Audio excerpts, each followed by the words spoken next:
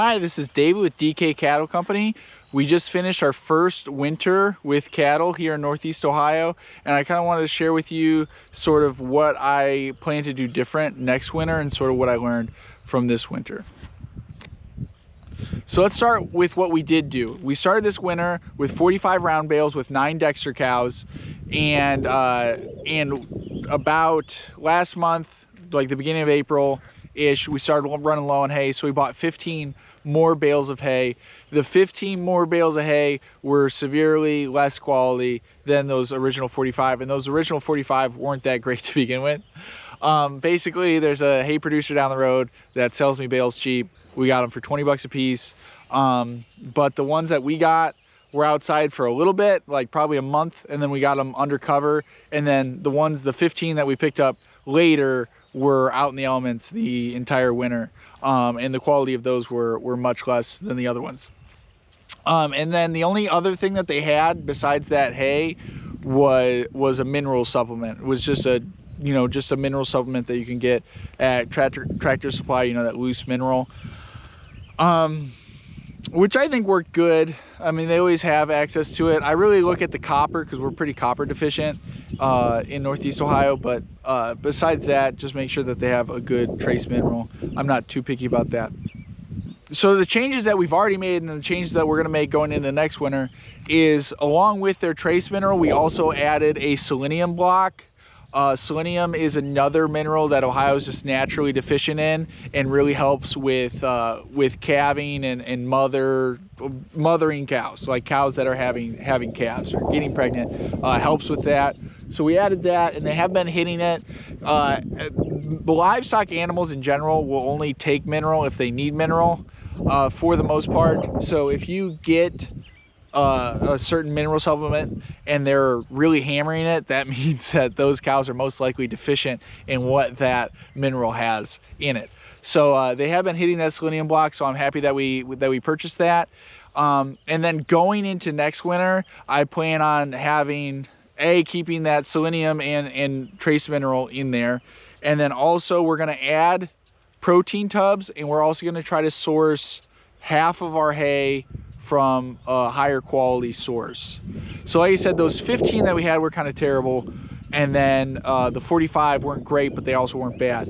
If we had, say, 30 not great but not bad bales, and then 30 really high quality, and kind of switch between the two, because the thing about the not so great bales is that they had a lot of diversity in them.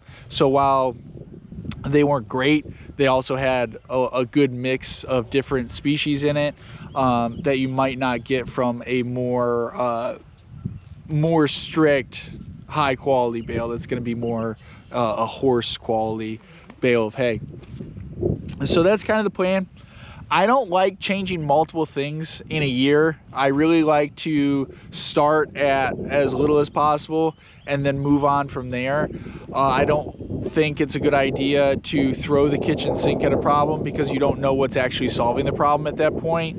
If I did protein tubs, grain, all high quality hay, and changed the mineral, to maybe an ABC mineral or something like that, you would have no way of knowing what was actually making a difference there.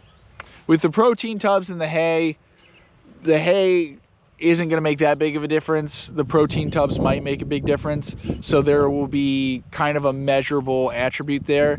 The reason I think the protein tubs will make a big difference and will be a worthwhile investment is that we had pretty solid poops through the winter. You want to see, with hay, you're going to have a little less liquid in the stool, but you do still want like a decent patty, and a lot of that should be from protein deficiency, so which would make sense with the low quality hay.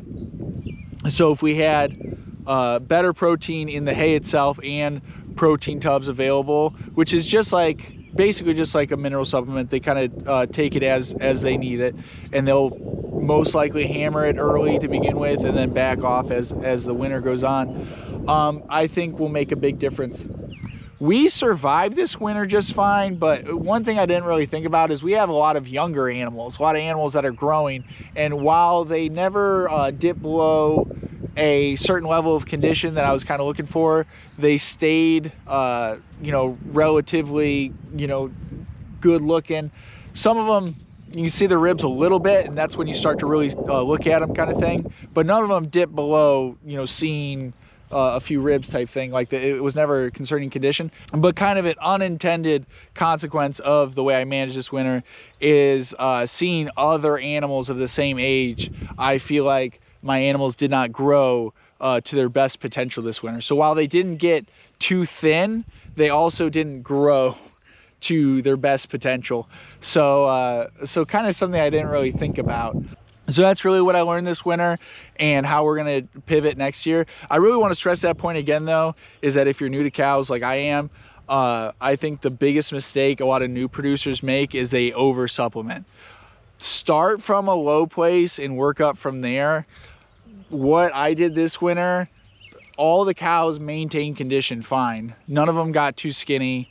Like I said, we're just making these changes just to increase gain over winter, but at no point in time were cows too thin or their health was compromised in any way, shape, or form.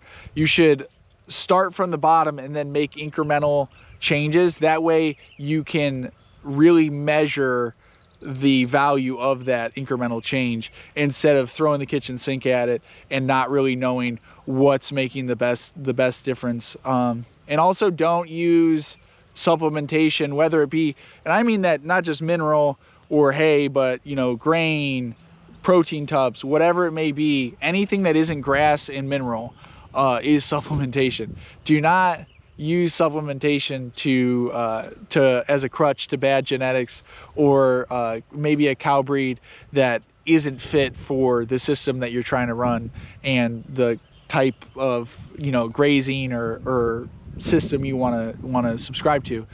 So so that's really biggest lesson learned, what I would take away from it, and sort of how we're going to pivot.